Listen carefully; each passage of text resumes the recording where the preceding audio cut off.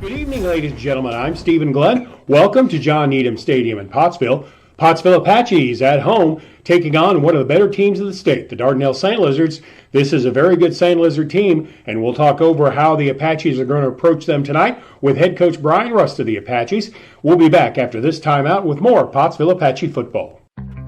We see you. Your incredible potential and willpower set you apart. You're first to take that leap of faith. First to get to work. First to solve the problem. No burden should be carried alone. We'll be there. Every step, day, challenge. First is your destiny. We get it because first is who we are. Welcome back to Pottsville Apache football on the live stream tonight. Coach Brian Rust is our guest, and let's go back to last week, Friday night in Lamar. Another game that I'm sure you probably lost sleep over thinking woulda, coulda, shoulda, right? I lost sleep going on Thursday night because, anytime you play somebody that's, we have a rivalry with, that and over the last, 4 or 5 years, Lamar's played their best game every year against us. And, I knew they were going to come out and play extremely hard. And, and we just had, a little bit of a struggle. We're a team that we can't miss out on opportunities. And I felt like we had several opportunities to kind of put the ball in the end zone and just different moments in the game where we could have kind of taken control and we just didn't get it done. And it's kind of been the same thing all year. When you have 4 or 5 turnovers, it doesn't matter what kind of team you're playing. It's going to be hard to win, and against a good team, it's extremely hard to stay in it with any turnovers, much less 4 or 5. So I just felt like we had a lot of missed opportunities and missed play opportunities, missed scoring plays, things like that. So and again, I want to give a lot of credit to Lamar because they came out and played the best game they played all year, and again, you go back and you go back to work. Seems like we moved the ball real well from 120 to the other 20-yard line, and then for whatever reason, things just bogged down. Why does stuff like that happen? Well, it was something was different every time. One time we run the wrong route. One time we miss a block. And again, you kind of looking for. We had one play where we were going to try to hit our tight end on a quick seam route, and he kind of got caught up in the line of scrimmage and didn't get away, and so Miller had to kind of just turn upfield and try to get as many yards as he could, and so just kind of one of those things because there were a couple opportunities where I thought we're in field goal range and a holding call or just a slip block away from either scoring touchdown, we go backwards and kind of push ourselves out of field goal range. And so anyway, just a tough night for sure. One other question I have about that game is Miller Mahan took a big hit late. The Lamar got a penalty for it, but he was able to come back into the game. How is our quarterback doing? Man, he's just he's pretty tough. He is, and Miller's doing everything he can to put us in a good position. And one of those things where it was kind of. You could definitely see that Lamar's plan was to put a body on him as many times as they possibly could. And again, kind of like I told our guys, you're going to hit their best player as hard as you can every time. That's kind of the game of football is, hitting. And I really, besides that one, I saw a few cheap shots, but nothing major except for that one was pretty bad. And but again, that's what opponents are going to do. They're going to try to get in your head, but physically, it's been a few weeks now since he hurt his shoulder way back when. He's been having to do some therapy and things like that. But Miller keeps trying to put himself out there to give us a shot, and and physically he's tough as nails. We'll come back and we'll talk about the Dardanelle SandLizards after this timeout. You're with the pregame show on Pottsville Apache football. There comes a time in all of our lives when we need the help of legal services. Well, let Leah Jacobs at Heirloom Legal at 425 North Church Street in Atkins be your go-to when you are needing assistance. If you're needing a will or a trust, maybe you're helping an elder parent with Medicaid issues, or planning on opening a brand new business, maybe you have another legal need, Jacobs can help you plan your next step. That's Heirloom Legal, helping families build and protect their legacy through estate, elder, and business planning. Call 501-819-2553, and walk-ins are welcome. Welcome back to Pottsville Apache football. I'm Stephen Glenn. We'll bring in Brother Jim Huffman, the football Padre, in just a bit with his thoughts on the game. But before then, Coach Brian Rust has been kind enough to give us some of his time this morning. And Dardanelle comes to town. This has probably been the game you've been pointing at the entire season. They were the preseason conference favorite, and with good reason. Oh, definitely. A lot of talent on their squad, and defensively they play extremely fast and aggressive. Offensively, they just have a lot of weapons, and up front they stay with blocks. But just it's one of those things. Whenever quarterback wise, Creed Vegas put on, I think, 15, 20 pounds since last year, and still remains extremely fast. So, he's that guy that is kind of he runs everything and gets them in the right positions and just real tough to tackle. I felt like last year. The straight line speed. If we didn't let him get loose, we could kind of tackle him, and I felt like we did most of the game. This year I feel like he's really gained a lot of strength and size, and he's a lot more powerful. So we're gonna have to do an extremely great job with getting a hold of him and not letting go. And again, they've got two or three other guys that they're going to run jet sweeps with and just multiple things mix in with him, and then they've got the big tall Rod kid that makes plays outside and deep, and I think he's 6'4", 6'5", so they've got a lot of weapons. So defensively, Coach Cobb's done a great job this week of just putting us in different positions and really bad positions. Hopefully, the worst possible scenarios that we can see, and I think that's the biggest thing is, defensively, if you don't miss tackles, you don't miss them and get a hold of them and put them back in the huddle. I think that's the key tonight, is not giving them the big play, because you watch them and they may run two plays and not get much, and then all of a sudden that third play they go for 60. And it's definitely one of those things where you got to stay with them the whole time. And offensively, again, I think trying to take advantage of some of their aggressiveness and things like that. But at the same time, we've still got some things that we can do and to counteract what they do. So.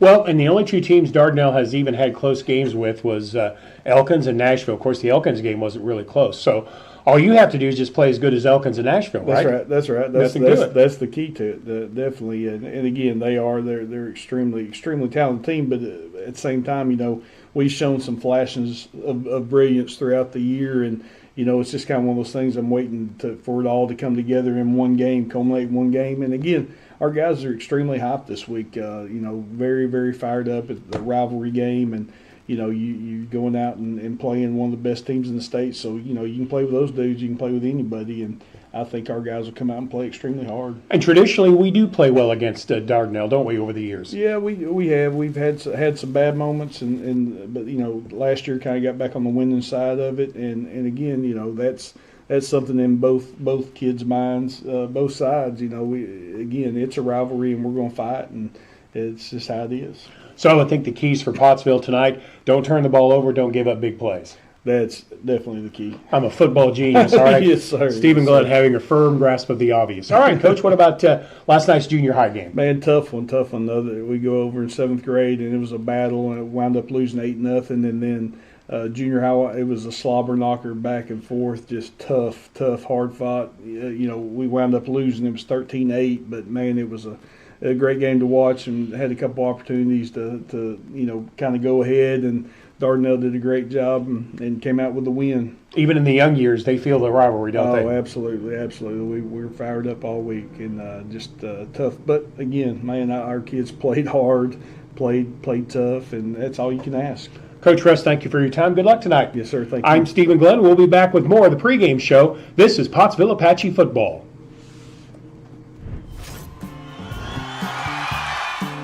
Just like the Apaches, I am here to help you score big. Regardless if you are buying or selling, I'll guide you every step of the way. You can call me at 479-970-5079 and we'll connect the dots on getting you where you are trying to go. Speaking of going, let's go Apaches!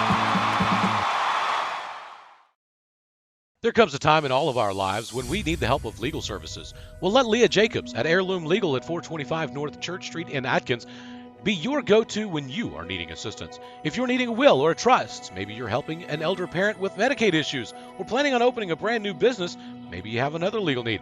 Jacobs can help you plan your next step. That's Heirloom Legal, helping families build and protect their legacy through estate, elder, and business planning. Call 501-819-2553 and walk in. It's so hot, you're going to think my prices look like a mirage. Wrong. The prices on these trucks are the lowest prices ever. My trucks look different. Drink plenty of water and wipe your eyes. You're not going to believe these prices. Go to D3 Auto Sales on Facebook right now.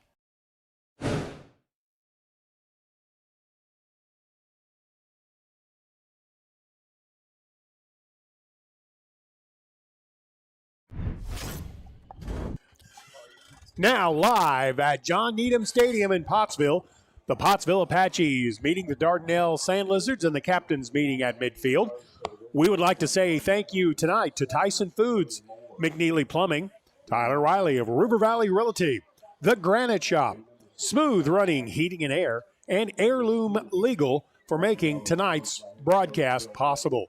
Thank you for joining us, and Brother Jim, welcome in this evening. Hey, Steve, man, welcome to another great Friday night of Pottsville Apache football versus our neighbors across the river, the Dardanelle SandLizards.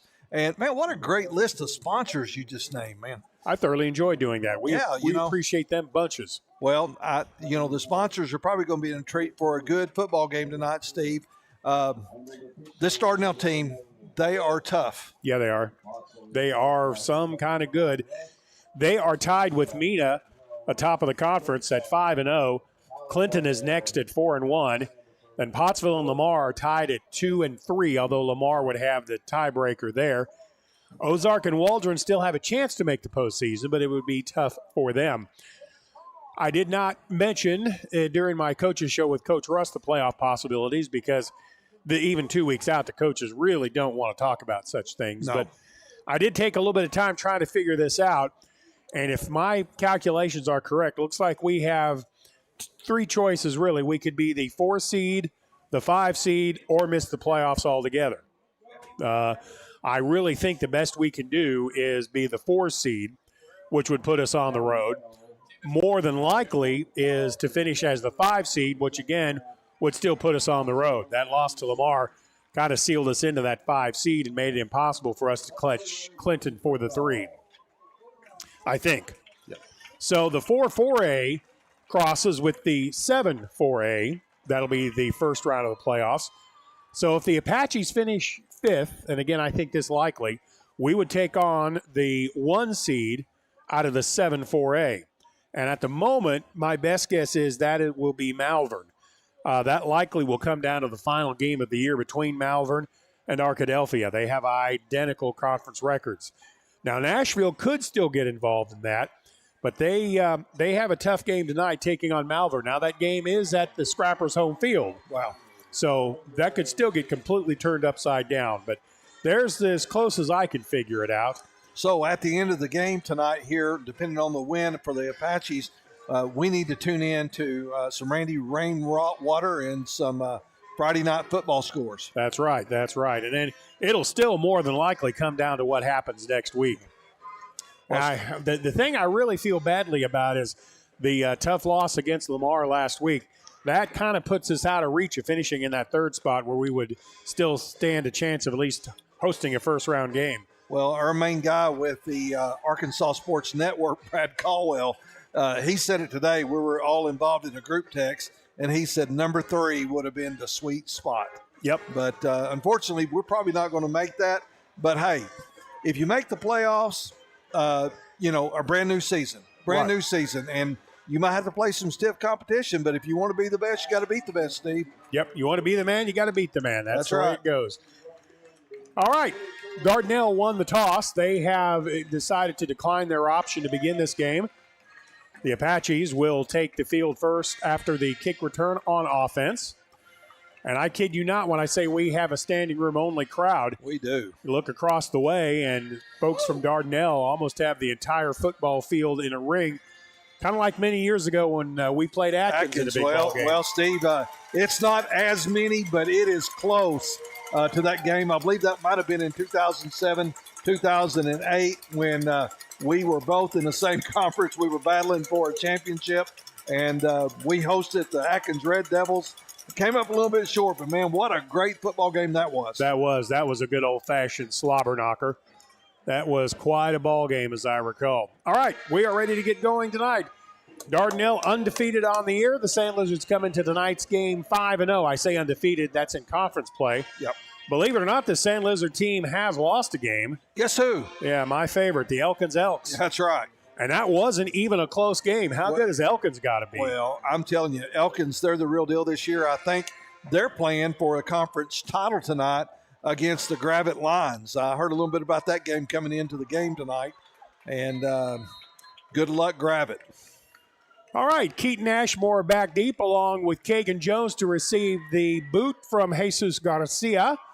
That's fielded at the 25, return across the 30 to the 31-yard line. And even from the beginning of the game, people are yelling and screaming about the hits. Oh, they are. This one could be fun. Hey, man, I was just taking a bite of the cookie, and I got a standing ovation. Yeah. Yeah. Well, that's you how earned good it. the cookies are. You earned it. Those are good cookies, by the way. Scotty Bly, we appreciate Mr. Bly. Apaches will be on offense first down. That kickoff brought to you by Tyler Riley of River Valley Realty. Nice return by Keaton Ashmore will give the Apaches a 1st and 10 at their own 30. Wide out is Colby Stevenson to the near side. Try to hit something deep first. Colby's going to have man-to-man coverage. Bo Miller matches up on him. Now they're going to go right up the middle of Trip Price across the 30 to the 31-yard line. Yeah, blow the whistle. Come on, guys. The entire center part of the SandLizard defensive line went back about 1.5 yards, and that was it. Hey, Steve, do you think the SandLizards got a chip on their shoulders? Because last year, Pottsville beat them, and they won the Battle of the River, the Big River rivalry. Yep. And it kind of looks like they got a little chip on their shoulder. They sure do. Pottsville face a 2nd down and 8. Give Trip Price a pickup of 2 on the play. Mahan in the backfield with Price.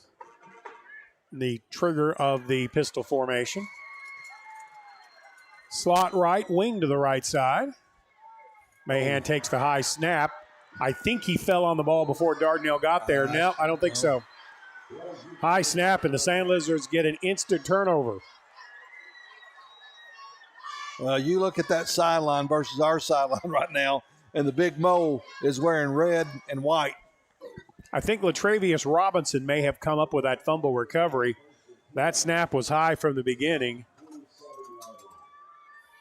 So Dardanelle will take over 1st and 10 at the Apache 27-yard line. That's not the kind of field position you want to give them. Nope. Creed Vega is the quarterback. West, I think, is the running back behind him. 1st and 10 SandLizards. Trick play coming. Wow. Pass into the end zone, wide open, and that's a touchdown.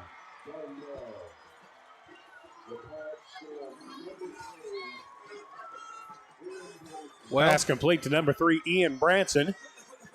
Or actually, I think it was Branson that made the pass. I think it went to Rod Chatton for the touchdown. Steve, a little deja vu from last week. Our first possession on offense ended up in a turnover, and here we are again. Yeah, you hate to see that.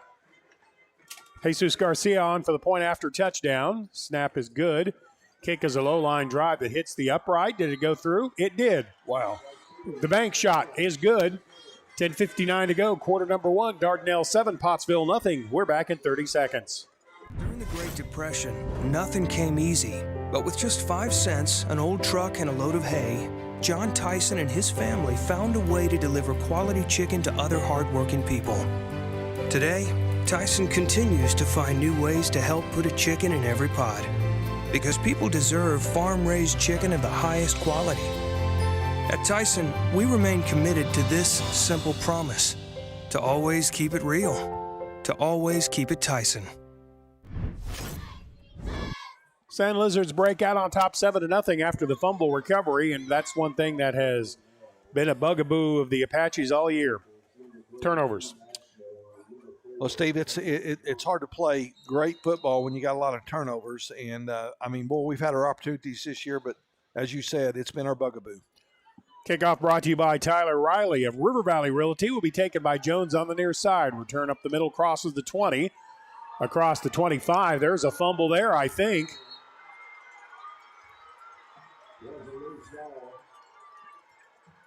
And I think Dardanelle's going to come up with that fumble. It is SandLizard football. I want to say that fumble was recovered by Braden Kearns, but I'm not sure.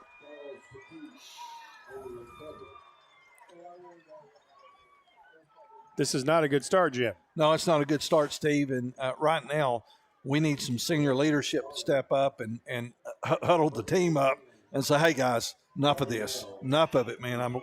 We got to have some leadership on that field right now. And defense, you need to be the one leading. Once again, Dardanelle takes over at the 27-yard line of the Apaches. First down and 10. Vega in the shotgun. He's going to give it to a man, West. Trevarius turns the corner up the right sideline. He's inside the 5, and he's into the end zone. Touchdown.